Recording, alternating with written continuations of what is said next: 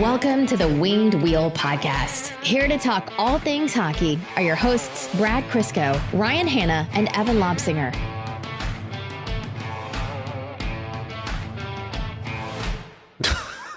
I just saw, Brad, your name on the screen.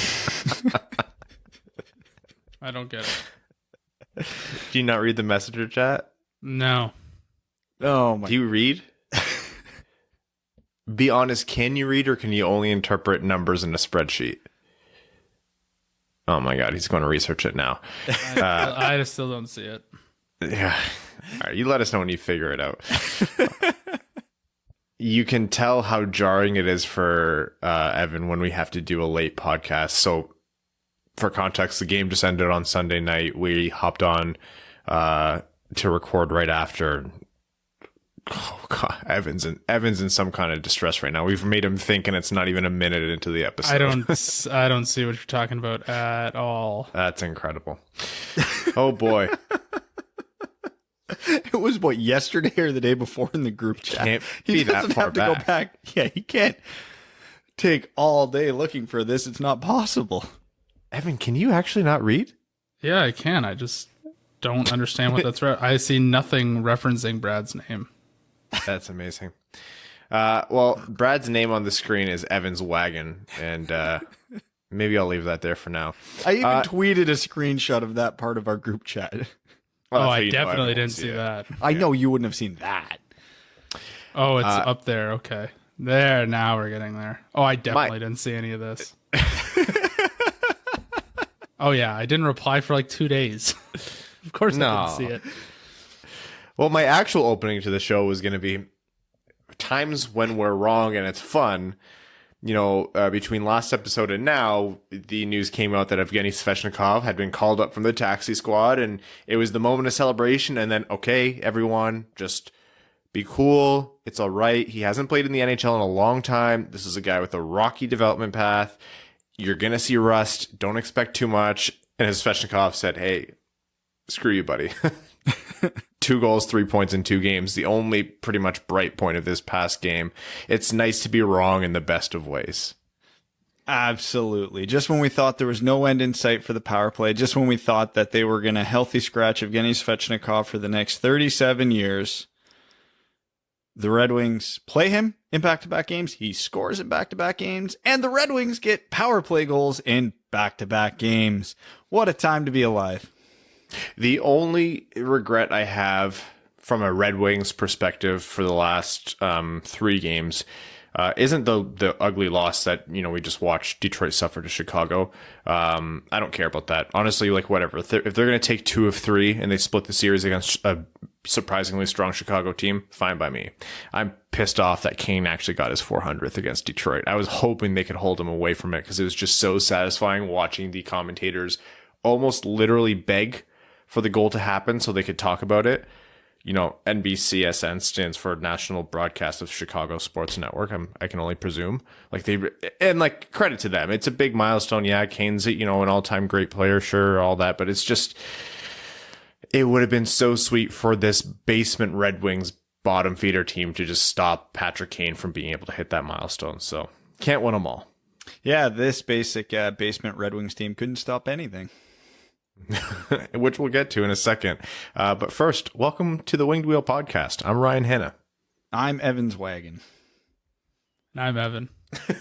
You sounded so uncomfortable telling them that you're Evan after Brad declared that he was your wagon. That was the best part of our group chat in the last, year. Yeah, for context, we were joking around about the typical sponsorships you hear on podcasts. And I referenced a very popular company, and I'm sure I have never tried their products.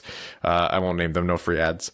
And I was like, use promo code Evan's Wagon for 69% off some boxers. And I don't even think I'm that fun, that, or I am that funny, but it got Brad in the right way. It was a little less PG than that, and yeah, it struck the right chord. Yeah. Before we jump into it, I actually want to talk about very quickly here something that kind of was born in Red Wings fandom, and I think that this good karma and good energy was sent into the hockey universe, and the hockey gods smiled down on the Red Wings, which is why we did end up seeing a power play goal almost directly after this was started.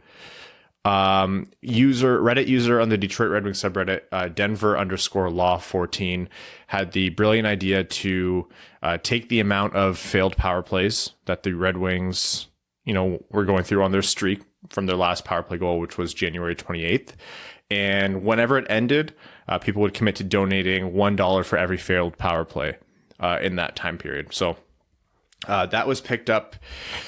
And Prashanth actually brought it over to Twitter and got Red Wings Twitter engaged in it. And we all said, yeah, we're going to match this. Let's do this. And everyone was excited about it. And then I think it was one more failed power play. Or was it the very next power play that they scored on?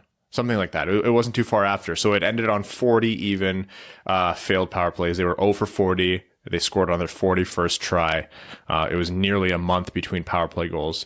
So that was all well and good, and we'll talk about the power play goal. But the fantastic thing is that between Denver Law's fundraiser on Reddit and Prashanth keeping track of it over on Twitter, the Jamie Daniels Foundation received nearly, and I'm sure it's past it by now, $10,000 in donations and counting, which is an absolutely incredible mark. For those of you who don't know, the Jamie Daniels Foundation is set up in memory of Ken Daniels' son, Jamie Daniels. It is for an excellent cause. It's for the treatment of substance addiction and destigmatizing the issues surrounding that. It's just such a phenomenal charity, one that we've donated to and directed people to in the past. So honestly, stick taps to both Denver Law and Prashanth for everything that they've done.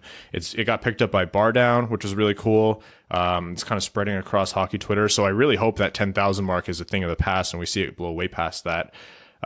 We decided that it was appropriate for us to donate $40 each because 3 hosts complaining about 40 failed power plays. It's only fair. Someone asked if they score in their next game, will you commit to $100? And I said yes. So I had to top that off with another 60, which I was very happy to do. If you guys haven't done it, let me actually get the website for you here. It's jamiedanielsfoundation.org. Head over there. You can hit donate, and it's just such a fantastic cause. And really, what better way to redirect Red Wings fandom's frustration with the power play into something that brings good into this world? It can't be all negative energy. This is the old Bills Mafia special. Everything sucks, so let's help someone out. Which, funny enough, I did see this posted on the Buffalo Bills subreddit because they know Bills Mafia always gets behind stuff like this, and it worked. The Detroit Buffalo Brotherhood is one thing. It's a thing to behold, and it's really, really heartwarming. And I like that Detroit, the Red Wings have adopted the Bills method of you break tables and you break you break fundraising records. Those are the two things you break. Exactly. Don't break your TVs. Don't break glasses. Nothing like that. You break tables. I'm not sure we're going to see Red Wings fans jumping through tables like Bills Mafia anytime soon. Although, hey, Brad, you can always start that tradition. You can't. No, we got to start a new tradition. And we can't start until they make the playoffs. So we got to figure this out. We got time. We got time. Yeah. Again, jamiedanielsfoundation.org. Around 10K now. Let's see how far we can get it. Good job, Red Wings fans. This is a nice thing. This is probably the highlight of the season. And it came from you guys. Good for you. All right. The last episode, a little bit doom and gloom, a little down in the dumps. We just saw it was crummy. Let's leave it at that. This episode, 2 wins out of 3 games, and in both of them, even in the loss, Svechnikov scored. You're talking about the kind of Red Wings season that we can expect to have that is reasonable for both fans' enjoyment and, understanding that this isn't going to be the best team in the world. Hey, I'm pretty happy with that slate of games. So let's start with the positive. We'll start with Evgeny Svechnikov. So first thing I got to say is, Blashill, do you see? Do you see? Anyways, a young player comes in the lineup, does good things. Is Evgeny Svechnikov going to play at a goal per game pace for the rest of his career? Oh, of course not. Is he going to have some lengthy slumps? Probably. But he did things in these 2 games. On 2 of his 3 points, he did things that 90% of the Red Wings forwards can't do. Just physically, skill set wise, whatever you want to call it. The puck protection and the backhand pass into traffic when he set up Franz Nielsen for a tap-in goal is a play we don't see that often from the Red Wings. His power play goal, the way he caught that pass on his strong side, opened up his hips, turned in one motion, snapped it high, short side. Art.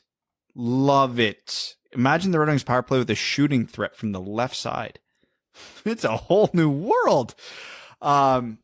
It's not like he was dominant in these games. He certainly made his mistakes, but he had an overall positive impact in his 2 games, which is great. And that's all we're hoping for. I still don't have high hopes for Evgeny Svechnikov to be a top 6 forward.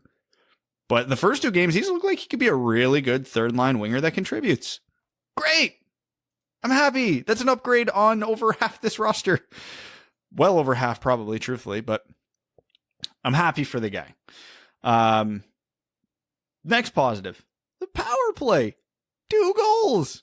Remember how I talked about Christian Djoos is really, really good at stepping into the slot and creating offense? Oh my God, that's how they ended the power play slump. Zadina put it down low to Fabry.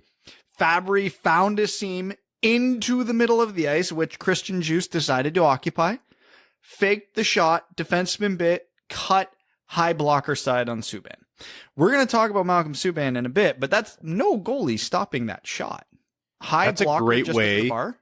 Yeah, that's a great way. Like, we've had a lot of, there's been periods where there's been absolutely no point shooting. There's been periods where defensemen have just been firing point shots into, not really into traffic, but more into shin guards and the crowd and things like that.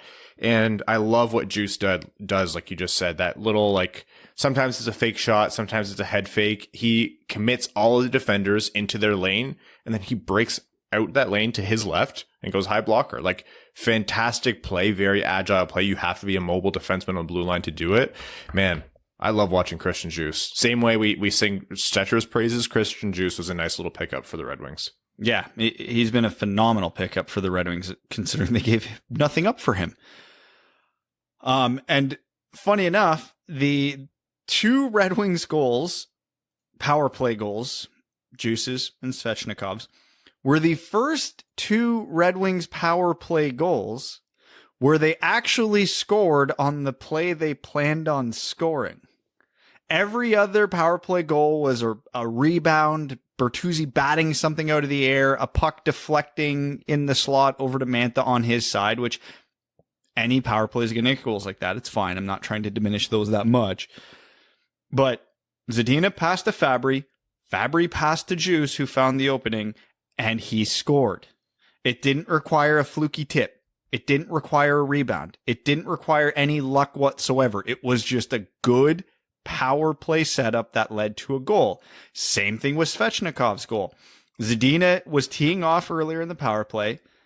Puck went back to Hronek at the point. The Hawks overcommitted to Zadina's side. Hronek put it over to Svechnikov, who had that unbelievable curl and drag release. Not catch and release, I should say. High short side. Like, no fluke required. No shitty goaltending required. That's just a puck that goes in the NHL. So it was, not only was it nice to finally see power play goals, like they were earned. Like, these are power play goals that would go in against any team in any situation. It was nice to see. So, I mean, I'm going to be negative in a minute. Don't worry. But honestly, it was fantastic. Like, if you can get one power play goal like that a game, you're going to have a top tier power play. So, hey, it's a small sample size, but it's progress. I know you want to be negative in a minute here, Brad, but I do want to jump backwards one game, the Nashville game where they won 5-2. Yep. Let's be real here. First of all, that game was won not because of Rene playing poorly. Yes, it was.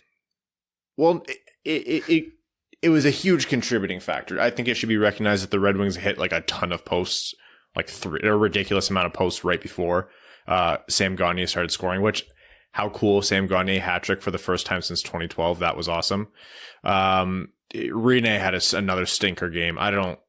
He's gifted more than a couple really bad goals to the Red Wings this year, but that was a prototypical, this is the kind of game that we can reasonably expect the Red Wings to win. Bernier played amazingly, as he has been lately. They had some puck luck, which it had to happen at some point, and the other team was both bad and their goaltending wasn't supporting them. Those are games where we would want the Red Wings to keep up. So the fact that Sam Gagner, even if it was 2 or 3 shitty goals, but they all went in, that's the kind of game that you can reasonably expect the Red Wings to win or at least be competitive in. And so for them to win 5-2, excellent to see. Very happy with that. And the reason I'm going over this is because I think lately we've been really in the weeds on things we wish the Red Wings were doing better, which is sometimes like very negative and sometimes it's just like, meh, this kind of sucks. But to some degree, it seems like, we might be expecting too much of the Red Wings. Maybe we don't say this enough, so I'm going to say it now. It's really important to note that we understand, and fans should understand, this is a rebuilding team in a rebuilding year. So when we're talking about, this season should be better than last season, we don't mean we've turned the corner and we're accelerating down the main straight on this rebuild now. Not even a little bit. Like, we're saying last year was an aberration with how bad it was. We just expect the Red Wings to be a normal level of bad. This is still going to be a bottom feeding team. This is still a rebuilding team. They are not going to win quite a few of their games. They're not even going to look competitive in a lot of their games, but there need to be certain little things that have to be better within the game. And if they have a game where they do 10 out of 10 things right, those small minutia of the game that we constantly discuss, and they still lose, that's completely fine by our books. That means progress. Because the end results is going to be the same. It's going to be a bad team. They're going to be at the bottom of the standings. They're going to have a high pick, probably 4th highest, because that's the way the draft lottery goes. But it's just those little things. So if it seems like, if you're thinking, what are these 2, sometimes 3 hosts talking about? Like, why are they expecting so much of the Red Wings? Please note that it's all relative. Don't lose sight of that. We haven't. We hope you don't. And if you need us to remind you, just let us know. Happy to say the word rebuild 1,000 times. Yeah, and it is what it is. And, specifically that Nashville game where Pekka Rinne was the Red Wings' first star. And when you look at the shots in that game and the scoring chances in that game, the reason the Red Wings won that game was the goaltending battle. Bernier stood on his head. Rinne, 2 of Sam Gagner's 3 goals don't even hit the net if there isn't a Pekka Rinne there, and they end up in the net. So it is what it is. And that game was frustrating because Rinne was playing horribly and the Red Wings refused to shoot the puck for 50 minutes, which was just maddening. It's like, guys, he's literally letting in a beach ball. Darren Helm takes a wrist shot from the top of the circles and Rinne loses it and gifts Adam Ernie a goal. But the reason I don't feel guilty, I don't even know if that's the right word. The reason I don't feel guilty when the Red Wings win games like that is because it all balances out. The Red Wings have been bad all year, but they had a couple games early in the year they lost that they should have won. So whether that was because of some bad luck, some good goaltending, whatever, they were the better team and they lost. It happens. So when they go into games like the first game against Chicago or that game against Nashville, and they're the crappier team, but they win, it's fine. That's just balance. That's just the odds evening out. But make no mistake, pay attention to how the actual game goes and don't just recite the box score after. We're sitting here after 3 Red Wings games between now and the last episode. The Red Wings were the crappier team in all 3 of those games. There's no way around that. But they faced some bad goaltending. They played opportunistic, which is good. They finally started not getting caved in the special teams battle.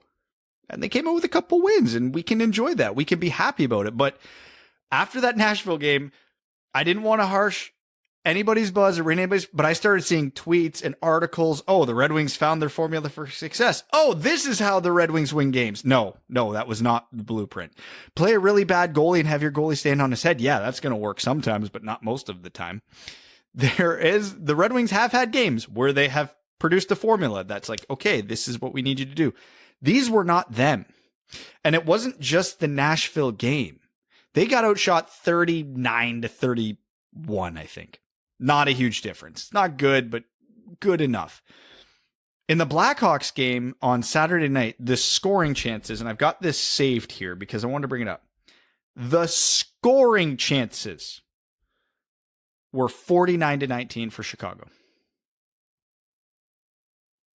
Think about that. 49-19.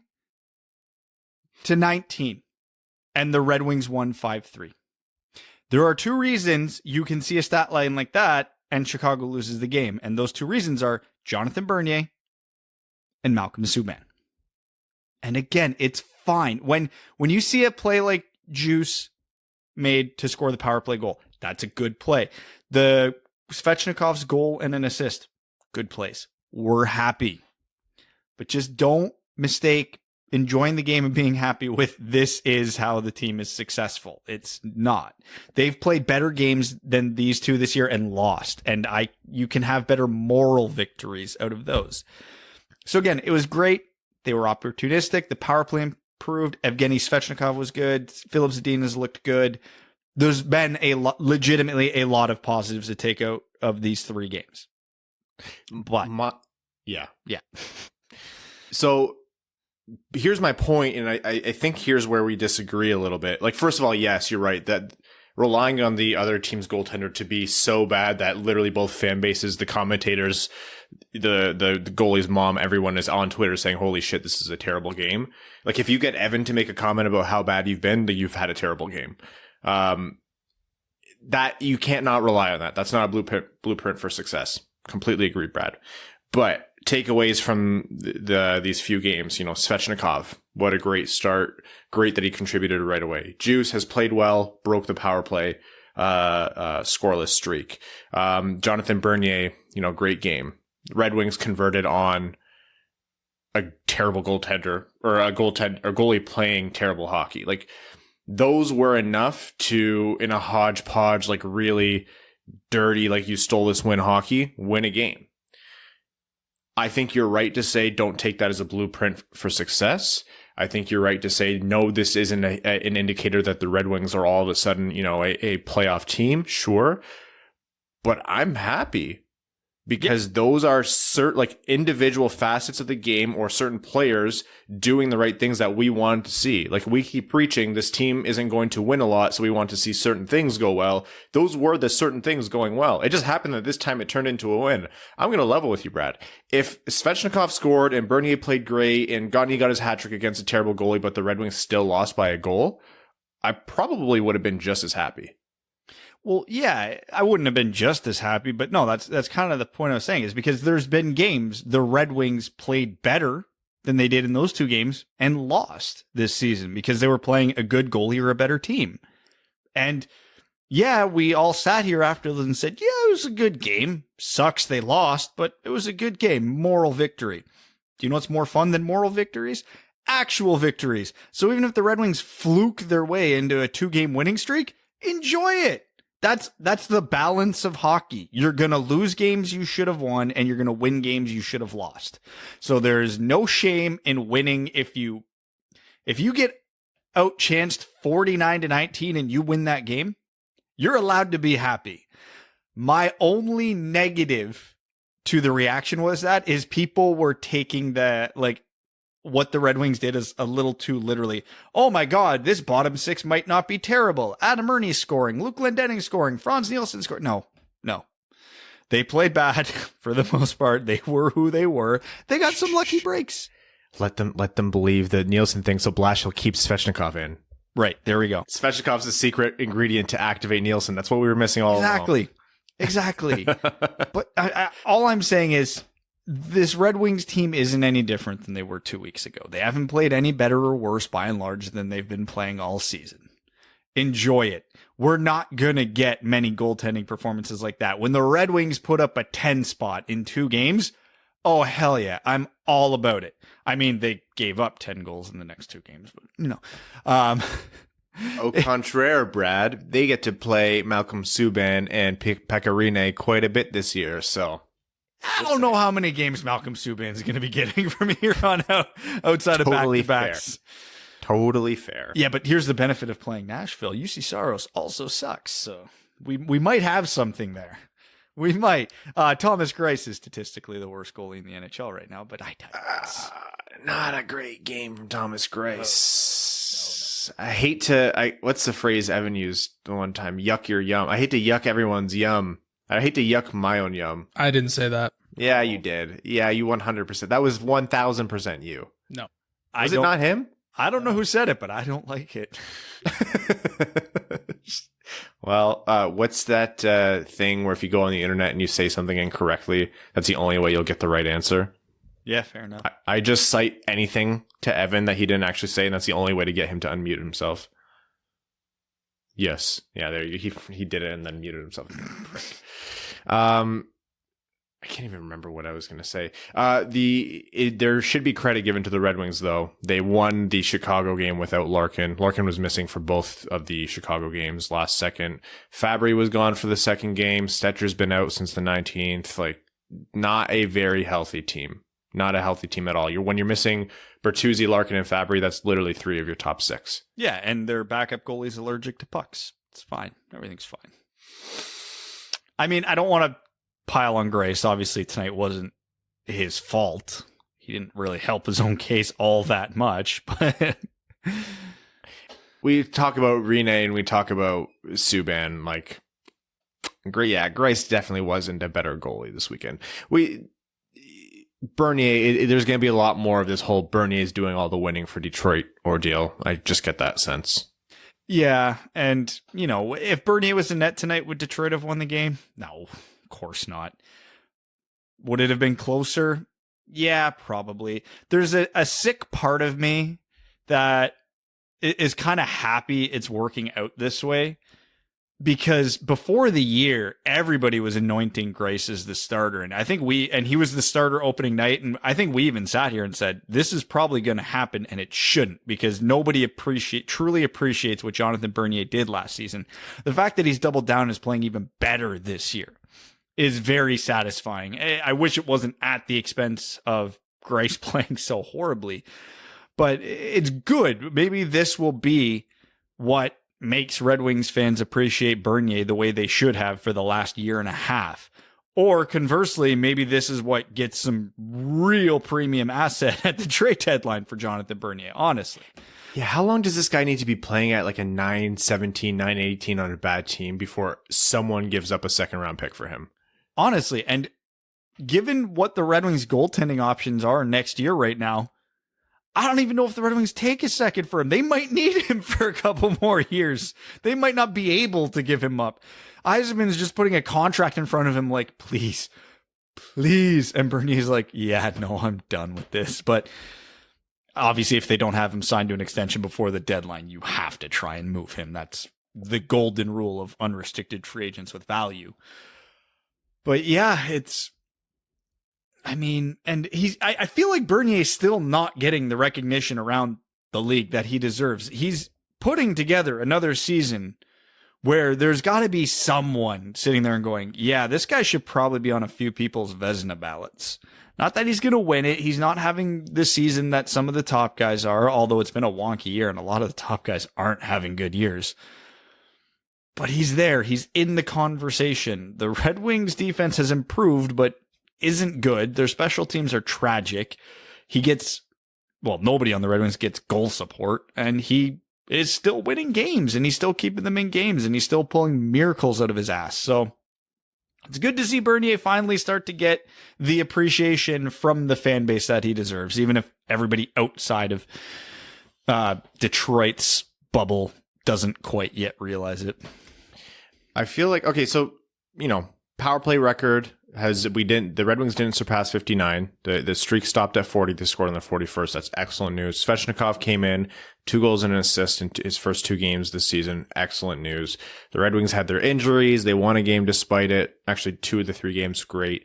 I'm happy we're having the trade talk because, yeah, we talk every year about Bernier and here's the price we would be comfortable with, or we would hope Yzerman could get for Bernier, but it's all with the biggest asterisk you can find, because goalies just generally don't get moved. Teams generally don't trade for goalies. Like it's hard to predict when they're going to do it.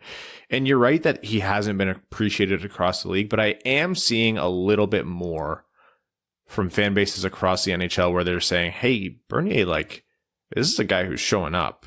And then they accidentally peek at last year's stats and they're like, huh, there's a stretch last year where you had like a 925 or something like that. You're right that this year is a little wonkier and a lot of good goalies are playing poorly, and playoff teams might be looking to try to shelter them or back them up a little bit more strongly. That could lead to him being moved. He can continue to perform like this. That could lead to him being moved. I don't want to say this is the most likely year that Bernier could be moved, but it's definitely not as off the radar as I thought it might be when we started the season. When we started the season, I thought, because of finances due to COVID, because of everything else, I just feel like this might be not a good year for the trade deadline period. But with Bernier playing how he is, there's a real chance that thread gets picked back up. And that's one to monitor. So you can add him to the Bobby Ryan, you can add him to the Mark Stahl. But most importantly, and this is a player I want to pivot to, the Luke Glendening story. You know, we joke, you know, Fox Sports Detroit, Ken and Mick, they always talk about Glendening's faceoff percentage. And, you know, we poke fun, but in all reality, what else positive do they have to talk about? And Glendening is the best faceoff man in the league right now, and that is worth talking about. How much you think faceoffs contribute to the game is an argument maybe for a different day, but you know teams value that, you know GMs value that, and I do think faceoffs have an important role to play when you're a team good enough to capitalize on the possession. That's probably my take on it. If you're a team that's good enough to capitalize on the possession, you're probably a buyer at the deadline.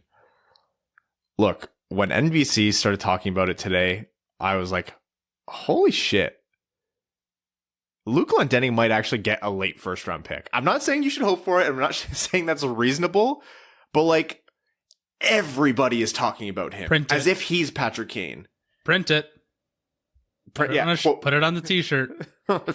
Quote me on that. No, like, it's as if Yzerman has paid a lot of people to talk about it just to pump the tires, and he's going to get some Jim Rutherford type or some, you know, Bowman type, and they're going to trade for a bottom six player who can come in and be a faceoff specialist, which isn't something you've seen since like the early 2000s.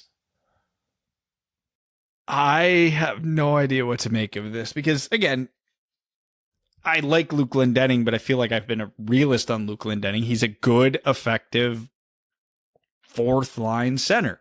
He's nothing more than that. On a good team, he should never sniff anything beyond the fourth line. If he's the guy they want to throw out in the final minute to win a key faceoff and help clear the zone, block a lot of shots, great. Other than his faceoff percentage, guys like Luke Glendening are a dime a dozen, though. That's a reality of it. You love them, you root for them. Glendening's got a better backstory than most of them, but he has 2 goals in like 50 games. I think just as many assists in that time. He is a black hole offensively. I mean, if we get a late first round pick for him, that's a heist.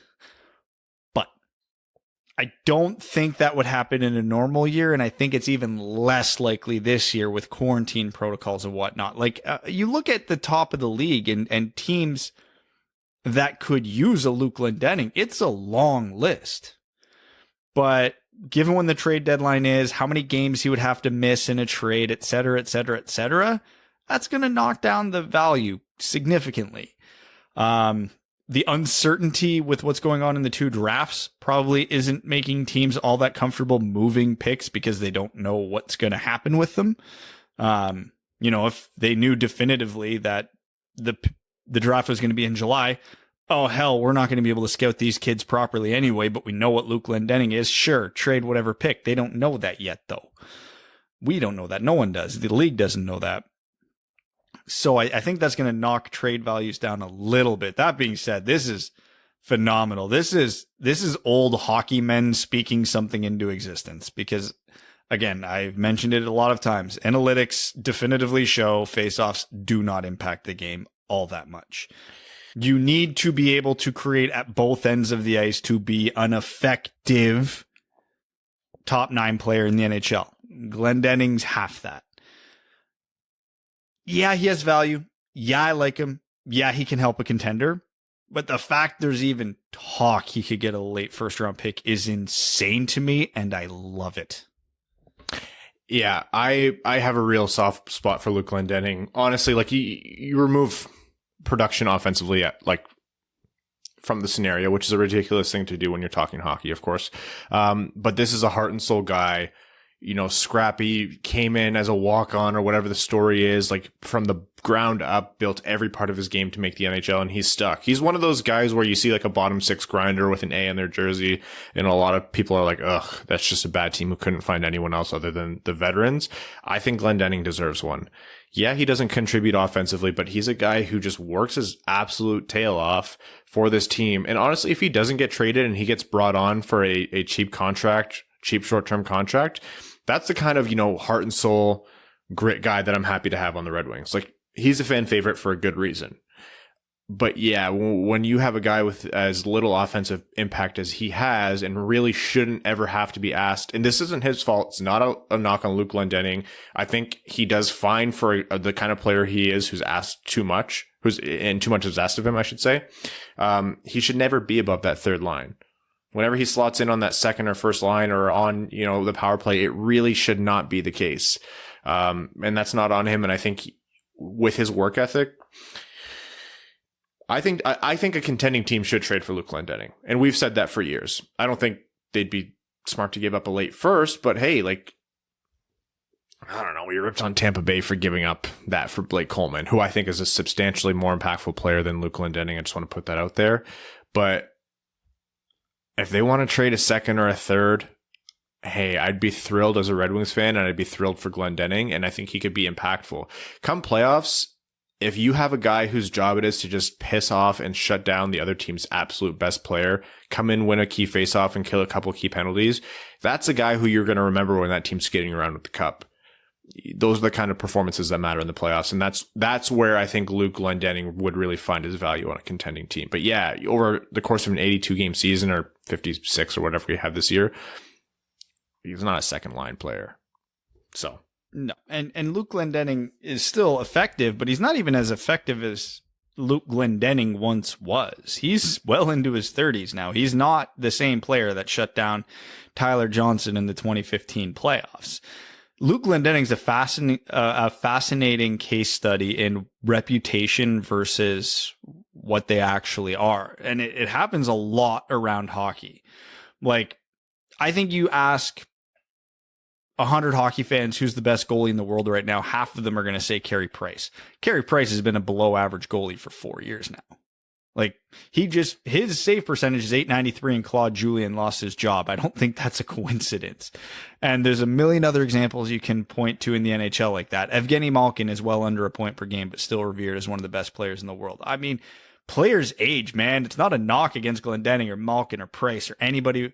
It happens. It's fine. Nobody should be mad at them for it, but it's reputation, and reputation matters. And it's amazing to me that this is happening to a fourth line player, because it usually doesn't happen to fourth line players. The same point I made about Nielsen. Shh, let's just let this ride. No, and you know what? Great all around. Because what do we have to lose? We're out here just memeing and donating money to charity. That's essentially all Red Wings fans have right now. I have a note in here, and I want to put this out there, and I was making fun of Brad here for yucking everyone's yum and being negative, and I'm only saying that again because I know you hate it. It's like the word moist for you. That doesn't bother you, but yuck your yum does. Got it. Okay.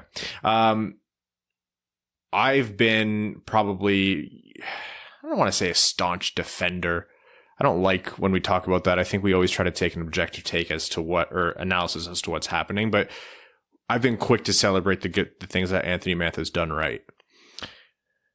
Man, that's not Anthony Mantha out there. And that's not to say it's not his fault. It is absolutely his fault, but he has not looked good. Anthony Mantha at his absolute worst is better than a lot of the Red Wings, but that's not good enough. Like, Anthony Mantha looks uninspired out there, especially this past weekend. Like, invisible. This past game, terrible. Like, the shots even have reduced. He's not even taking the bad shots anymore. There's something here that doesn't add up. And I know a lot of people will be screaming right now in their car or wherever to say he's always been lazy, or he's always done this, or this is the kind of player he's always been, and you've just been blind to it.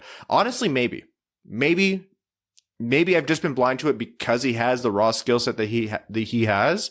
He has those tools, and it's allowed me to just kind of skip over the rest. But this is as bad as it's been since, Mantha's early days before he started to thrive. I have not seen this amount of poor play from Mantha in a long time. I'll say I haven't ever seen Mantha play like this. Not in junior, not in Grand Rapids, not in Detroit. This is a special level of bad where he's waving his stick at opponents, even if he's within a stride of them. And as we've seen before, Anthony's not slow. He can catch these players. He's losing board battles routinely, which anybody who watched him the last 2 years, he won puck battles on the boards at like a 98% rate because he was so much more skilled and so much stronger than whoever the hell he was going in there with. He would unload shots from crazy angles, get into scoring lanes, and just he looked like a point per game player. And now Christ, I'm not convinced Rasmussen wouldn't do a better job than what he's doing right now. And Rasmussen doesn't have 3/4 of the talent Anthony Mantha does. I look at, if I didn't see this whole season and this was in a bubble, if I watched his last 3 games, you would not be able to convince me he wasn't injured. Now, maybe that is the case, but it's been so long, there's no way at this point. And he's been a healthy scratch, and yeah, he's had his flashes. We've seen a couple games from Mantha where we're like, oh yeah, there he is. No, he's terrible. He's unmotivated. He's giving up on plays. Man, this strikes me a lot like Dubois when he wanted out of Columbus, yet somehow worse. So, I don't know. Obviously, this falls on Mantha because whatever Blashill's trying to do to get something out of him, it's not working. So, Anthony's got to just pick his own ass up and get something going here. But, yeah, he does not look even a fraction of what he has the last couple of years. Must be my fault because I picked him up for fantasy this year. Yeah, it's honestly the few things you do, Evan, they're all wrong. I know. Every time I take a Red Wings player in my fantasy, they just have a terrible, terrible year. Last time it was Jonathan Ericsson. I took him for 10 years straight. But I wonder, I've been thinking about this a lot, and there's a couple guys around the league, mostly on my fantasy team, that have just been terrible. And I just wonder if Mantha has got COVID and has lingering effects, and they just never talked about it. It literally looks like his lungs just aren't functioning. He has no cardio at all, and that's like a very common symptom or lingering effect of COVID. I struggle with that. I don't love speculating on a player's health. Print it.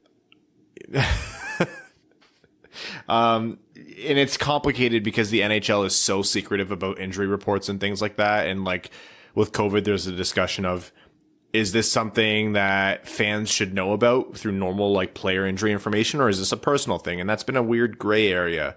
I think that something would have come out by now. You'd think, yeah. Because everyone else who's been sluggish, they've confirmed at some point or another that they had COVID, and it was just out in the general space. I don't think it's injury. I don't think it's illness. I don't think so either. I'm just trying to grasp at something. There are people who are adamant that this has always been Mantha's way, and that he's coasted on talent more than effort. And you know what? This isn't me chastising them. It's not me criticizing them. By all rights, if you take this entire season to date as a sample, they're correct. Like, Mantha has by and large not shown the level of effort and compete he needed to. There have been times where I'm like, oh yeah, he does look like either hurt or winded there. But there's been times where I'm like, waving his stick, Brad, is the exact right way to say it. He's played in ways where like my, house league or double A coaches when I was a kid I would have been doing bag skates for hours. I would have done bag skates the entire practice for doing the things that he did out there. Mostly because I was a defenseman, and why would I be playing as a winger? But that's a different story. It's to the point where I don't even like saying he wants out. It's the long and short of it is it's inexcusable, and Mantha needs to figure it out. That's it. That's all I can. The only conclusion I can come to. I don't even know who tweeted it, but I just stumbled across the tweet in my timeline tonight on the Zadorov goal where he just cruised down Main Street as the fourth guy into the zone and ripped one on Grace, and Mantha was the closest one to him, and at no point did Mantha look like he even gave a shit to be on the ice, let alone try and catch Zadorov. And someone tweeted, they're like, I'm not sure Mantha would have been able to catch him, but it would have been nice if he tried. Like, don't make it so obvious. The old, your controller has disconnected look.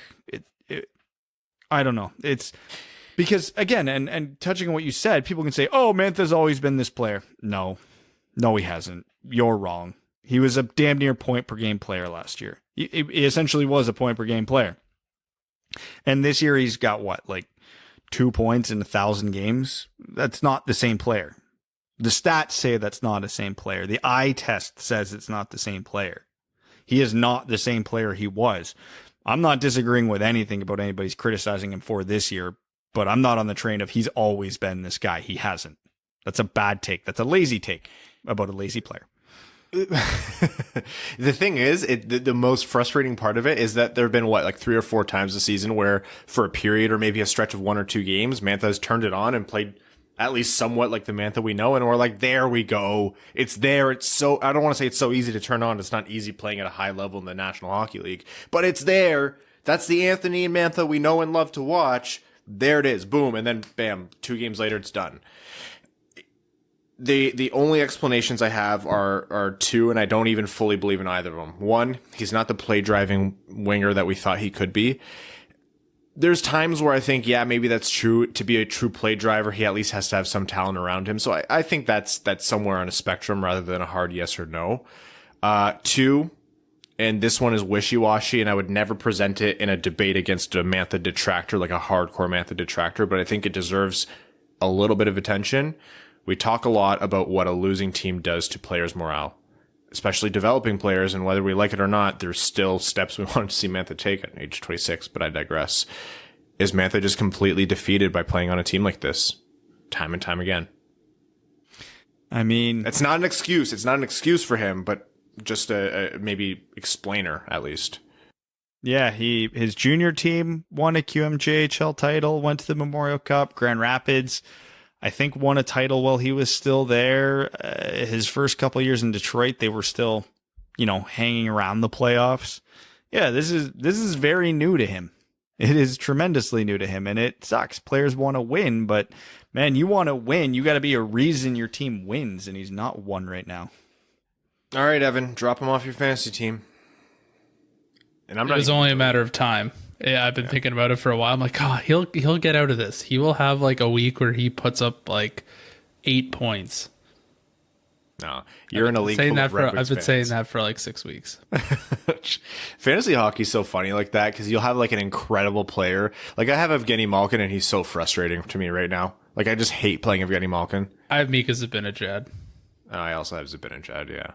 I think I put up 2 goals this week. Like I'm winning purely off goaltending, and I usually suck on goalies. Although my strategy is, if you're in my fantasy hockey league and you start a run on goalies in the second round, I am picking up every viable non-drafted goalie in the league, and I'm hoarding them on my team, and I'm never trading them to you. And that's your lesson, to stop drafting goalies so early. News from the AHL. Dennis Cholowski. Defensive woes still there. Offensive play and power play quarterbacking. Oh boy, he's on a little bit of a tear. Brad, it's easier to talk when you're not muted, I've heard. Yeah, that helps. A little bit of a tear. The whole season so far, he's been on a tear. It's fantastic. And can we just knock something right the hell out right now? Dennis Cholowski's never going to be a defensive wizard. I don't know why people keep thinking he's going to be. If Dennis Cholowski can get to competent defensively, that's a huge win. And that's all they should be asking of him, because you know what Dennis Cholowski is? He's really damn good offensively. And there's a million defensemen like him in the NHL, and they're valuable to their teams. They go out there, they help your power play, they help you produce offense at 5-on-5. And as long as the wheels don't fall off in his own end, that's a huge net positive. I mean, the dude is what? He had 3 points tonight, so he's up to 9 points in 7 AHL games or something like that right now. They took a point back, actually, so it's 8 and 7. Oh, no. Wash. Oh, no, he's only just over a point per game as a defenseman in the second best league in the world. Aw, damn. He's not doing anything less than what we could hope. I mean, again, keeping in mind, Dennis Cholowski does not possess the size or the skill set to be a defensive wizard. Accept that. If you only want a team with guys who are well above average defensively, fine, trade him. He's not going to fit into your plans. But why do we love Christian Djoos right now? He's competent defensively, and he's bringing it offensively. Cholowski's offensive ceiling is higher than Djoos's. Whether or not he gets there is a whole nother debate. But it's higher. So if he can get to where a Djoos or someone similar is defensively, we're happy. Right. And I agree. And I think he's not there defensively. I don't even think he's competent defensively yet. I think he's a little bit of a liability defensively still. And that's why I don't actually disagree with the team and their expectations for him and where he is on that path. I think what they're looking at is, hey, we want to call you up, but we don't want you to be slightly better offensively, Madison Bowie, because that wasn't really good for the blue line. It was good for the, making fun of you on the podcast, Brad, and it was good for some excitement, but in reality, what does that do for him or the team long term? Not a whole lot. And so they need him to get competent defensively. And especially you want to look at the Red Wings. The Red Wings from 2013, we'll call it 2015 to now. They just sucked defensively. This is probably the first time we've seen the Red Wings some games play good 5-on-5 defense. There's not been much else to say for it. Occasionally they'll score a couple goals. Like these 2 straight 5-goal games were practically a miracle. But other than that, those previous years, they've sucked defensively. You're not going to see Steve Yzerman or whoever the coaching staff is bring in a guy who's a defensive liability and put him in a prominent role. Whether or not you can expect that from a defenseman, I don't know. I don't want to watch kind of better Madison Bowie. I'd like to watch a lot better Madison Bowie. I think that'd be a lot of fun, and credit to Dennis Cholowski. I think there's a world in which he's so good offensively, they can just ignore the bad defense. But hey, if I could fix one thing about him is stop being a defensive liability, and that still seems to be a part of his game. So he still has to work at it, and I don't necessarily disagree with him being down for that reason. Well, the Red Wings are very obviously keeping their prospects away from Detroit this year, which is fine. So I don't think even if Cholowski turns it on defensively, that it's going to make all that much of a difference in the grand plan for whatever this year was going to be for him. But yeah, it's a start. If you're going to suck defensively, be really goddamn good offensively. And 8 points in 7 games is really goddamn good offensively for a defense. That's good for a forward. Remember, he's a defenseman, and he's doing it on the power play. Hiroshi's put up points in every game he's been down there. Rasmussen's close to a point per game. I mean, these are all fantastic developments. This is exactly what we hoped for all of them. So, again, whether or not they all pan out to be regulars in the NHL, to be determined, but it's all positive so far. And again, I haven't seen any, because obviously I can't watch a ton of AHL. I haven't seen any report saying Dennis Cholowski's turned into a defensive wizard, but I've seen some people say, like, yeah, he's been all right, which is good. Yeah, and you know what? He might still get his look this year. I think there's going to be a point where they're going to call him up. I love Giovanni Smith. I hope to see him up. The reality is, just with where the team is at with roster spots and everything like that, he's going to be down more than he is up. Dennis Cholowski, same deal. I would love to see him get the chance, even if he hasn't completely fixed his defensive game. He's going to be down much more than he's up. There's going to be games where Matthias Brome is out where maybe we wouldn't want Matthias Brome to be out, all that kind of stuff. I want Evgeny Svechnikov to stay in unless he's in and he's so bad where they give him no choice, which would be hard to do in the face of some of the other Red Wings bottom six players. Like, that's what I want to close out this Red Wings coverage with. Please keep Svechnikov in the lineup. Please. He's not going to score every game. He's not going to have points every game. There's going to be games where he's going to be invisible, especially if you keep burying him with bad line mates. He's not always going to produce. But please keep him in. Give him special teams opportunities. Give him opportunities up the lineup when possible. That's the kind of thing where I would love to see the Red Wings just make the decision and say, yep, this guy is 25. There's no point in sending him down. Give him the spot. It is what it is. Keep Svech. Hashtag keep Svech. That's it. Unless there's a better hashtag. I can't. All right. Any other points to jump into before we cover overtime? PWHPA games have been fun. Yeah. So that's the Rangers, the Blackhawks, and the Maple Leafs, who have all sponsored / hosted a PW Professional Women's Hockey Players Association game. Yep. And they've been fun. The one tonight, unfortunately, coincided with the Red Wings game, and our jobs dictate we watch the Red Wings game, but it was nationally broadcast in the States and Canada. Like, it was fantastic. It's everything we were hoping for. Couldn't watch the game, but represent. Yeah, there's these little signs here, and it's a complicated issue. And if you ever want to know about it, just listen to Friedge talk about it on 31 Thoughts. He was a little gung-ho about it the first time he brought it up, and then he caught a lot of heat because there's this divide in the world of women's hockey with the NWHL and the PWHPA, who's looking to start essentially a WNHL backed by the NHL. It's a whole thing. We don't have enough time on this episode to cover it all, but the PWHPA is gaining a lot of steam, and having the backing from teams and having a lot of backing from players around the league, and you're seeing a little bit more of a concerted sponsorship from the NHL. I think this thing is coming. I think we're going to see an NHL-backed professional women's team, professional women's league, and I hope, at least in the early iterations or one of the early expansions, we see a Detroit team, because I would love to have another professional Detroit sports team to root for and be sad about when they lose a lot. But no, it's cool stuff. I hope the Red Wings end up hosting a game. I'm not sure what the logistics of that look like, so I'm not going to say, Red Wings, get on it. I'm sure it's a complicated thing, but that'd be cool if the Red Wings were able to host one. Let's hope. I hope they get a team. I want a team. I want a Detroit women's hockey team whenever this league happens. Please make it happen. Yeah. All right. And for now, Evan will walk you through the amazing moment that happened in professional. No, I'm kidding. We're going to jump into overtime, where on this episode of the Winged Wheel podcast is sponsored by the Fanduel Sportsbook. We are going to get into our Fanduel Sportsbook NHL picks segment just here. But we've partnered with Fanduel Sportsbook because they are the #1 sportsbook in America for so many reasons. It's easy to use from registration to deposits and finding great bets. Withdrawals are quick and easy. You get your money back to you in as early as 24 hours.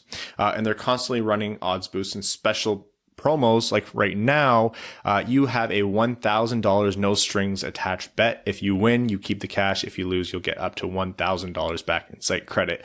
More on that in a couple minutes here. But for now, let's do our last little round of FanDuel Sportsbook NHL picks for a little while. And once we've wrapped up this bunch of them, we're going to do more, later on. I think later this month, we'll see which one of us has been the best about it. So tomorrow night's games, Monday night. I love the drama that comes with the Canadian division. As much as we're oversaturated with it. Let's start with Toronto, Edmonton. Moneyline has Toronto as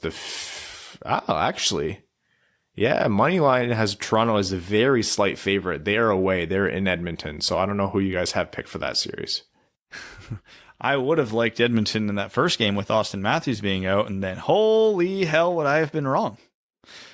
I think Edmonton's going to play pissed off. I think Toronto might get a little overconfident, and I think McDavid and Draisaitl are embarrassed they got shut out. So I'm taking Edmonton in this one. Judging by the amount of frustration I saw out of a couple key players in Edmonton the last meeting, I would be taking Edmonton big time.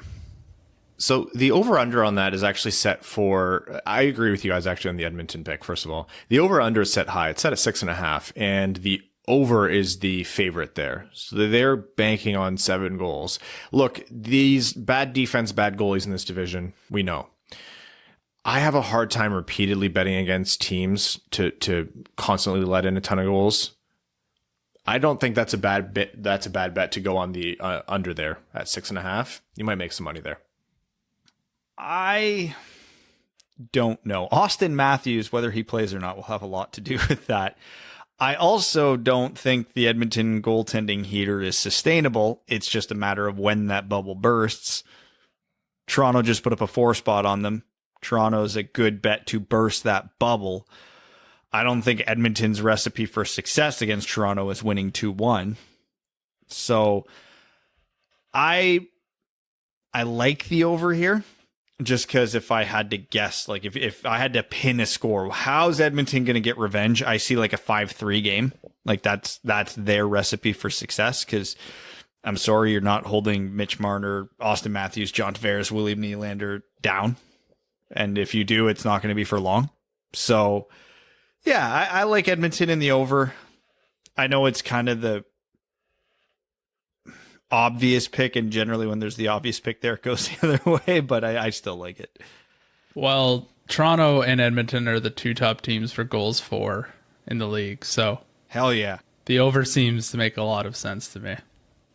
All right. The Minnesota Wild at Vegas Golden Knights.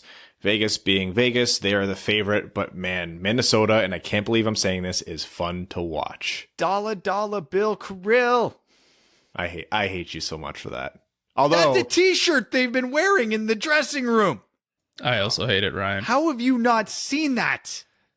I spend most of my time pretty much texting you, bashing you. That's fair. We did get the Minnesota LA Retroverse matchup that we wanted. That was a sight. Oh, that was amazing. By the way, Arjun messaged me. They have the Youth LA Kings reverse retro in stock. You need to get an Athanasiou for Mika. Oh, don't tempt me. I've got enough money to spend right now. Oh, man, that's tough because I always have a hard time betting against Vegas, but there's just something going on in Minnesota that other than Kaprizov, that I can't figure out. Do you go with Old Faithful or do you go with the heater? I really don't know here. What's the line? Minus 158 for Vegas, plus 134 for Minnesota. That's not swaying me a ton one way or the other.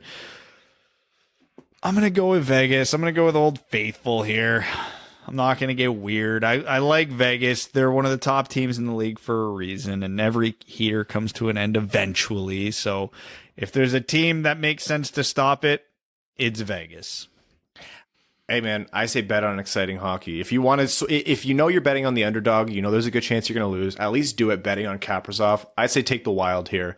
Over under set at 5.5. Very quickly. Over or under? Who do you take? Under.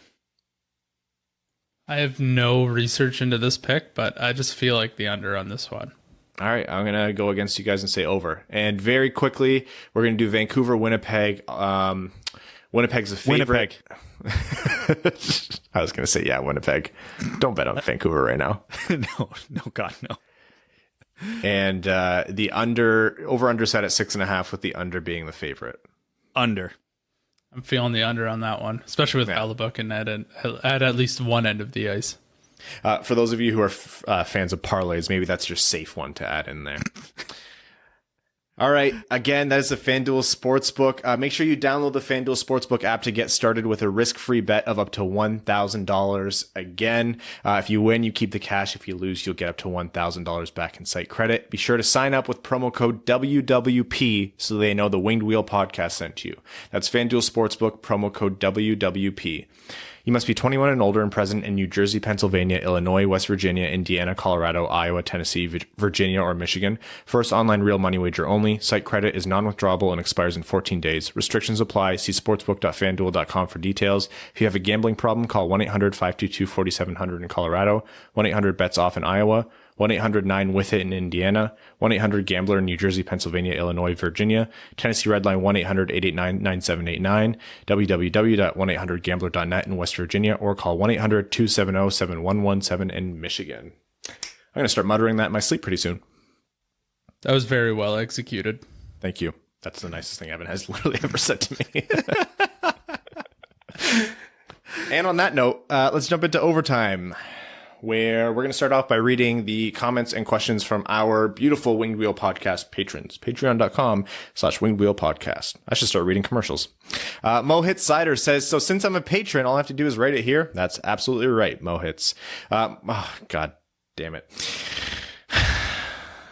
March 1st is tomorrow, so that means spring is here and the pussy willows will start to bloom. The pussycats will come out of hiding in search of a mate. The 38th anniversary of the movie Octopussy will excite lots of James Bond fans, I'm sure. Let's not pussyfoot around the bush. Ryan is very uncomfortable right now. I read it out because it was clever. Ryan Hubbard, who I believe is a new name level sponsor. So Ryan, thank you so much for joining that. I believe it's Evans Enigmas. That's a tier you joined. As someone who wanted Blashill to get the benefit of the doubt, I finally see he needs to go. Putting Helm a bottom forward on the top line has to go.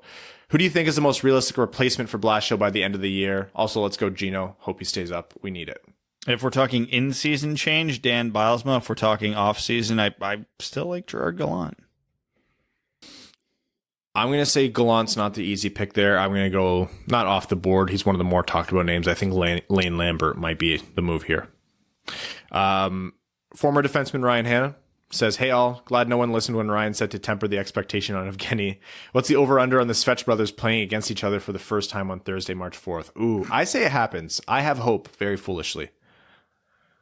I want to say it's going to happen because, like, there's no way this keeps happening on this team.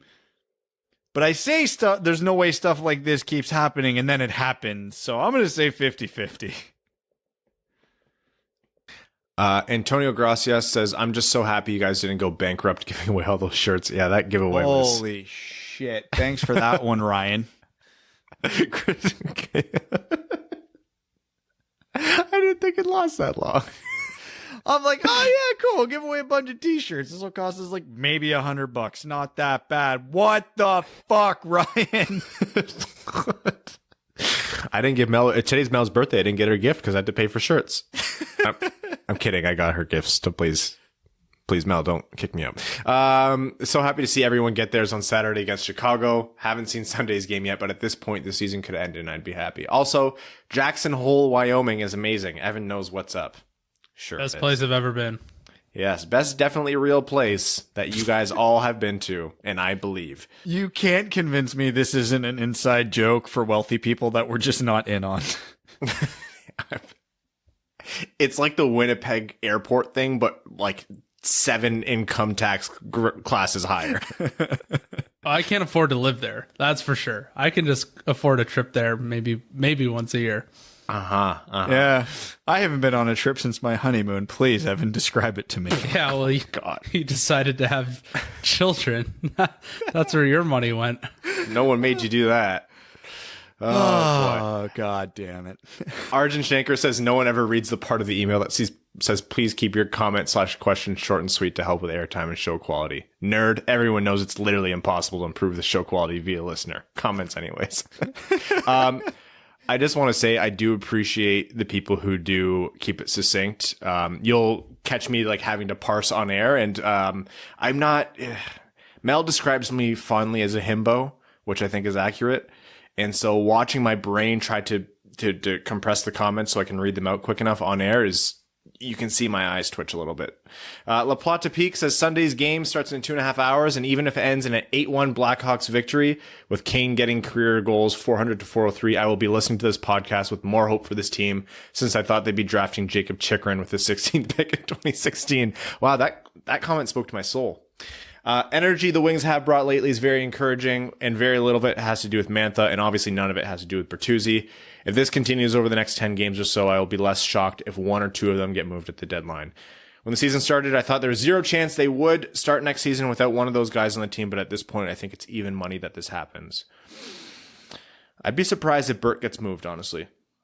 Yeah, all Burt being out of this lineup has done is increased his salary for next year. Sid Phyllis says Gagne, most accidental hat trick in history. Did he mean to score any of those goals? Doesn't matter. To quote annoying hockey commentators, that's hockey, baby. Stetcher Train says Mickey Redmond on Patrick Kane. Can he make chicken soup out of some smelly stuff? Moral of the story, don't be a cold mackerel. Man, Mickey was hysterical on Saturday's game. Just Mickey going, he's colder than a mackerel, and Ken going, colder than a mackerel. And Mickey explaining to him that mackerel live in the bottom of the... Oh, man. Callan S. says, obviously the team is better with Larkin in. Obviously we've had one game to go on, but are there some things that were done due to his absence that might have been very effective? I only watch highlights, but the goals looked like legit goals, unlike the Nashville game. Nope, it's just a goddamn coincidence. Some players got their shit together when Larkin went out. Maybe the fact they realized they couldn't just coast off of his talents got them their feet moving a little more. Brent Rasmick says, not Wings related, but are you surprised by Lafreniere's play so far? As it stands, 4 points, 19 games, 14 minutes time on ice. I know Hughes didn't exactly blow the doors off, but doesn't Lafreniere play on a better line? And some analysts projected him to have 25 goals this shortened season. No, it's not surprising. I don't know what shifted over the last couple of years to make it so much harder for 17, 18, 19-year-olds to come into this league and succeed. But, I mean, Kaprizov's comfortably in the running for Rookie of the Year right now, and he's like 24. Look at a bunch of the guys behind him, Kurashev, Suter, we just watched the Hawks. They're older rookies. Stützle started hot, but he's really cooled off. I don't know. This is weird, but it seems to be the new trend, so I'm not all that concerned about it if I were a Rangers fan. Conrad Lincoln, the Black Lumberjack, says, good day, gents. Did you get the memo? In honor of the Wings scoring on the power play, Gary Bettman has decided that all Red Wings podcasters must take a vehemently disliked NHL player with them on their first post-pandemic vacation. What currently despised NHL player are you taking with you on holiday? This is mandatory, no funny business. Hashtag wear the do-rag, Brad. I'm not going to say Marchand. I don't know. I'll say Marchand. It wouldn't be boring. Tom Wilson? No, you might die. Yeah, I mean, won't be boring. Fair. Don't threaten me with a good time, Brad. Tom Wilson is a good one. Yeah. And Marchand was the one that stuck out to me originally. Yeah, and I've got extra incentive to bring Marchand along with me because for once in my life, I won't be the worst Brad in the room. You don't get to vote on that. Yeah, No, you definitely don't get a vote. I don't know who to say here. Tom Wilson and both Brad and Marchand were the two I was going to say. One of you has to pick Wilson. Perry. Yeah, I was going to say someone's got to pick Corey Perry, sure. Justin Kraft says, hey guys, in between Red Wings lows, I find myself mainlining that sweet, sweet Michigan hockey Kool-Aid. And I want to know between Mann, Powers, Beniers, or Johnson, if you could only add one to Detroit's prospects, who are you picking and why? Sorry, Powers, Bernier, Johnson, and who? Did I miss one there? Mann, with two N's. Oh. Right. God. Is it Beniers right now? Because I think it might be Beniers right now. It might be Beniers right now, but it's a close draft class. God, I've had each one of them ahead of the other two at some point throughout the season. Given everything a wash, man, the Wings' biggest need probably is Owen Power. And that's the boring answer, but yeah, I don't necessarily think he'll be better than the other two, but when it's this close, sure, we'll go with positional need, Owen Power. Jet Ski Guy Stan Club says, yeah, buddy, we absolutely need more Helm clips. Every time this kid steps on the ice, someone scores. Kid's dirt nasty, man. Does Cooch have one goal this season? Don't think so, bud. I'm telling you, Darren Golden Boy Helm is potting 20 over an 82 game pace in 21. Calling it right now. Clap bombs, be respectful to moms. Wheel snipe and Sally boys. Furk. When did the writer of Letterkenny become a Darren Helm stan? I'm surprised it took that long for that copy pasta to be filled with Darren Helm stuff. Yeah, fair. Tyrone Bigham's brand. No, that's gross. Farts. I'll just say farts. I got judged by my buddy when I said Glennie is modern day Draper. He can do more than just take face-offs, but his bread and butter is face-offs. Am I wrong on this feeling? I'm not saying it's a perfect comparison, though. Yeah, Chris Draper won a Selkie. They are not the same player. Hockey Virgin says, hey guys, so since I'm new to being a fan of the Red Wings, I also have a lot of time on my hands, so I decided to go back to an early episode and found out 3 fun facts. 1, Ryan and Evan switched places as time went. Time went on, Ryan was always gone, and Evan surprisingly was not into... Evan wasn't as gone as much, or I think that's what he's trying to say here. The last time Brad was single, I was 4 years old. I'm 21 right now. How did he do it? I don't know how. I found it funny you guys were complaining about 2 weeks of no scoring in the power play when it's 5-on-4, then oh, how the hockey gods don't forget. Anyways, before I forget, for Brad's nickname, you guys should have gave him a white rapper name since he doesn't want to wear a do-rag. I decide Mayo Nasp and his gang. I think this is treading into dangerous territory here. I'm not sure I want I want this to go too much further for Brad's sake. I'm going to try to comprehend that comment after because I think it's hysterical. Brad's anger manifested says Detroit pulls out 2 great wins in a row. Svechnikov plays great in his first game back. Can't wait for Blash to healthy scratch him against Carolina. All I want in the world is the Carolina game. All I want in the world is the brothers to play against each other. Absolutely. This next comment is from Evan Lobsinger, and you know it's him because it even has the picture of him on there. Oh, sorry, I was on mute. The Red Wings finally did it and scored a power play goal whilst on a 2-game win streak. Can anyone say absolute heater? Nice. As many of you saw, the totally legitimate and fully sanctioned podcast giveaway run by the podcast owner, Rowan, on Twitter finally saw a winner. We're off the hook for having to buy a jersey. Brad's stick is safe, but sadly, my driver and hitting net have been won. You missed that, Evan. Did you see that on Twitter? Yes, I did. I didn't reply to any of it. I just scrolled through it and closed the app. After drawing names out of a hat, the winner is Antonio Gracias. Please send Ryan your details and we'll get this prize out to you ASAP. Congrats, Antonio. Yeah, Evan, you have to send Antonio your driver and hitting that now. Okay. In honor of the giveaway, I'll do my own version of Jersey Time. Top 3 NHL jersey cameos in movies. So it's really top 2 because 1 is super obvious. It's Gordie Howe and Ferris Bueller's Day Off. We all know that. Lastly, great to see the initiative to donate to the Jamie Daniels Foundation for the lack of power play goals was so well received and followed through on. Stay fresh, cheese bags. Best jersey cameos in movies. Does Happy Gilmore wear a Bobby Orr jersey or a Gilmore jersey? I think it's just blank.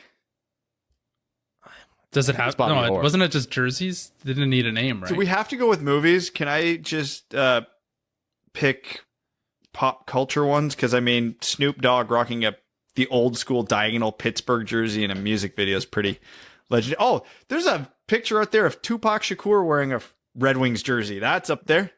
Yeah. I was going to say the Tupac one probably counts. I think it might be a blank Boston jersey, Evan, but that's probably a really good one. I always think of the Tupac jersey as well. That's hard. There's the Rihanna randomly wearing an Ottawa Senators jersey. And like one of the good Ottawa Senators jersey, which makes it really rare. Hockey jerseys in movies. There's one in Clerks. Oh, yes. Robin wearing a Vancouver jersey in How I Met Your Mother. Which, I mean, I don't like to think of that show anymore. Yeah, I don't know if there's enough there. I think, Snoop Dogg in his music videos on there. How am I forgetting the character's name? The whole scene with the doctor and Scrubs at the bar where he's lecturing the new guy on the Detroit Red Wings. Yes, thank you. That was another Red Wings one that wasn't going to... We weren't going to skip past. You will sit there and I will tell you for the next 20 minutes why the Detroit Red Wings are the greatest sports franchise. Was it a Chris Chelios jersey? I don't remember. Jake Kiefer says, after binge watching TLC's hit show My 600-Pound Life, I came away with one Billy Bean-esque Galaxy Brain question. Can an entire NHL team hire a person so large they take up the entirety of the net? There's actually been sports science episodes on this. They had George Peros shoot on a sumo wrestler. George Peros shot like 80%. Yeah. Lars, the prophet of the towering behemoth, says, so halfway into the season, which players have surprised you the most in both a positive and negative way? Are we talking just Red Wings here? Red Wings. Negative. Negative has to be Mantha. Oh, yeah, that's easy. Positive, I'll go Oh, Christian Juice. He was a waiver pickup, and now he's one of the best players on the team. I think Christian Juice is the right answer. I don't think I would say Stetcher here because I expected Stetcher to be good, but Juice is a really good answer. I think if not Juice, I'll go Bernier doing it again. In my mind, that's a great positive. Michael Barry says, if Jeff Skinner was traded to Detroit, what would the conditions have to be for you to say that's a good deal on Detroit's end? Jack Eichel coming with him. If it doesn't come with a first, if it doesn't come with salary retained, and if it doesn't come with some kind of prospect as well, I have a hard time reconciling that contract. I actually think Skinner doesn't have to be this bad right now. I don't think Jeff Skinner rough. isn't this bad, and I will argue that. Yeah. Like, he is not that far removed from being a 30-goal scorer. I mean, what's the bare minimum I'm taking for Buffalo to take on Jeff Skinner's contract? Dylan Cousins. I think that's the bare minimum. And I probably would want a little more than that, because if I'm wrong and Jeff Skinner is what he is, that's a top 2 worst contract in the NHL. Weekend at Bernier says Nielsen, Helm, Filppula, and Svech all over Saturday's box score. 10 goals in 2 games. Are we in the upside down? Anyways, props to Jeff O'Neill for having this Stugotz to call out Mike Babcock and his BS Redemption Tour. As always, keep up the good work, boys. You always give us great content in a tough time for Red Wings fans. Thank you kindly. Ian says, last week there's some kerfuffle about whether it's appropriate to have a jersey with your own last name on it. My last name is Power. What's the verdict on getting an Owen Power jersey if the Red Wings have drafted him? 100%. That's the best of both worlds. Are you kidding? You're an idiot if you don't do it. Yeah, I'm getting a Bobby Ryan jersey, even though I know he won't be on the Red Wings for very long. 100%. I'll probably wait till he gets traded so they're cheaper. Stay Fresh Cheese Bags of Fournier Company says, hey there, fellas. Just got to point out again that the power play goal Juice scored came with Mantha and Zadina on the same unit. With Fabry and Gagne. They need to run this unit from here on out. Just imagine that, then rolling Larkin, Burt, Ryan, Nemesnikov, Veronic. Rest of the season could go one of two ways. Relatively well as PDO reverts to the norm and the new roster additions continue to build chemistry. Or it could be a barrel of suck since they have a much harder second half schedule and will eventually lose some key players via trade. I've enjoyed the last 2 games. They've had the fortune of exposing 2 goalies who just plain stink. Buckle up, things could get interesting. Stay Fresh Cheese Bags. Terry, driver of Evan's Ferk Wagon, says, good day, Dud Duds. Terry, the wagon driver here. There's a new item in Dud Duds shop, and it's crying Ryan Hanna's Banana Slamma Jamma thong. It only comes in bitch pigeon pink, which may be lightly used. Use promo code STONKS to save 69% on your purchase, Evan, when you're going to make a trip to ride Nub's Knob. Brad, continue to stay off sides. That is the most delirious comment I have ever read, and I'm not convinced it's not Rowan who made a second Patreon account just to get it in there. That's like more radical Rowan. Evan Beckner says, how does Glennie compare to Blake Coleman or JG Pajot? Asking for a friend. He doesn't.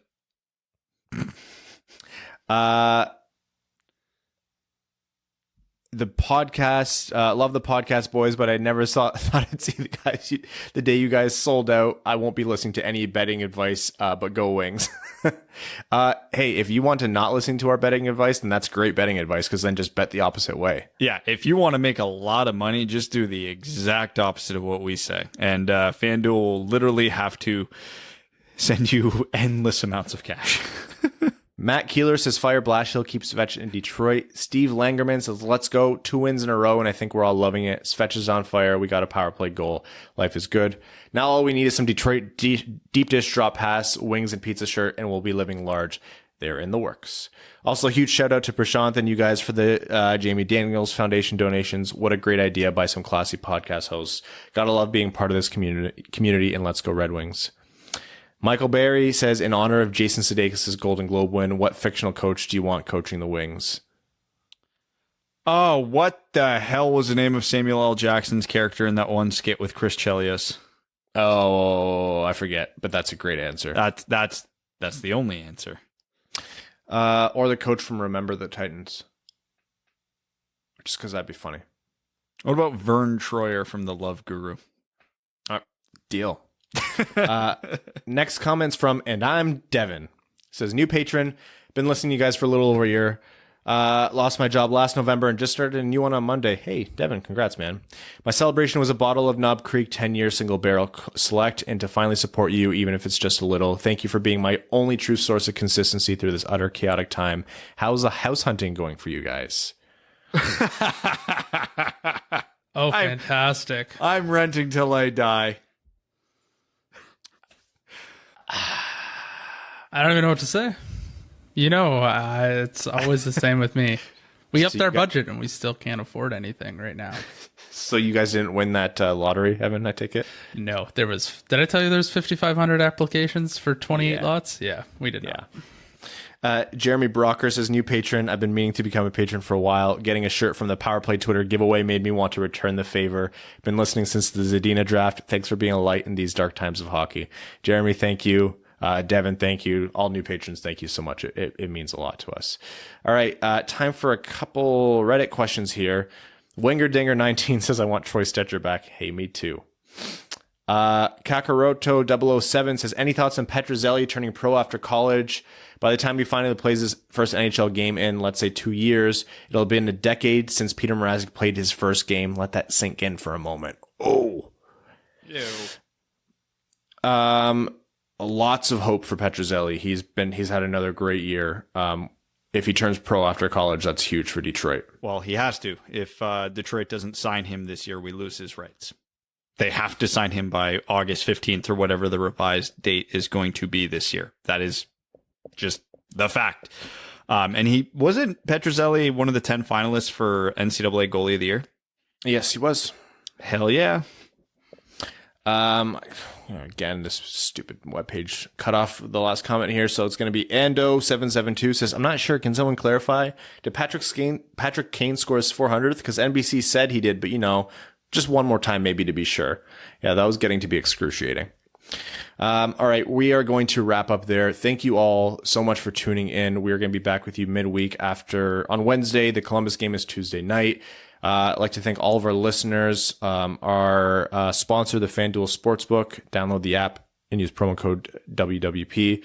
Our name level patrons, Arjun Shankar, Yves Bartel on behalf of the Sarah Grand Foundation, Brett Bailey, Terry, driver of Evans Ferkwagon, Taylor Tadgell, Ryan Hubbard, R.A., Zach Spring, Citizen High Five, Cody Stark, Greach, Jeremiah Dobo, Jake Kiefer, Scott Martin, Jacob Turner, Matt McKay, Craig Kibble, Brandon M., Matthew M. Rice, Luke Johnson, Kalen Wood, Hassam Al-Qassem, Hana Lee, Sam Bankson, Andrew Bohan, Jeremy Brocker, Kevin McCracken, Zach Van, Josh Yelton, another former junior goalie turned golfer, Trevor Pevavar, Evans Bingo Card, Connor Leighton, Put Sea Sauce on My Wings, Matt Keeler, Stay Fresh Cheese Bags, A Fournier Company, Antonio Gracias, John Evans, Joseph Minama, Quaz, and Stan Olson.